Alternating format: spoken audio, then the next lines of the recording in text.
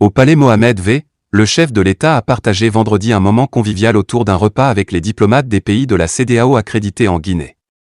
Le colonel Mamadi Doumbouya, sous sanction de l'organisation sous-régionale, a fait savoir qu'il a mal à comprendre comment cette institution prend des décisions. À ses convives, le président de la transition a indiqué qu'en tant qu'ambassadeur, vous suivez, comme tous les Guinéens, l'évolution politique, sociale et économique de notre pays.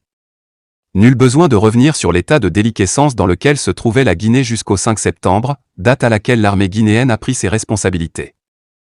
Depuis le 5 septembre, souligne-t-il, beaucoup d'actions unificatrices ont été posées. Malgré toute la bonne volonté, nous ne comprenons pas souvent certaines prises de décision de nos pairs.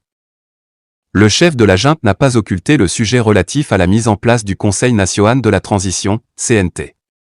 Il affirme que le ministère de l'Administration du Territoire et de la Décentralisation a reçu pour 81 places 706 candidatures. Certaines entités, en plus des candidatures en groupe, ont encore déposé des candidatures individuelles.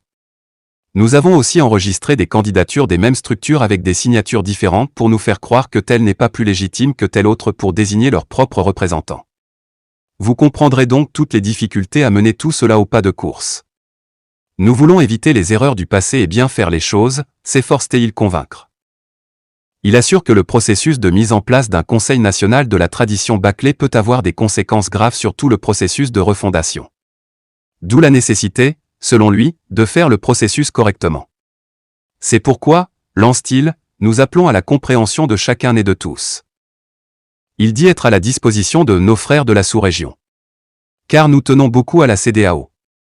Je veux tout simplement cette fois-ci que les Guinéens se comprennent, qu'on s'écoute pour arriver tous ensemble à trouver une solution pérenne pour nos enfants et petits-enfants.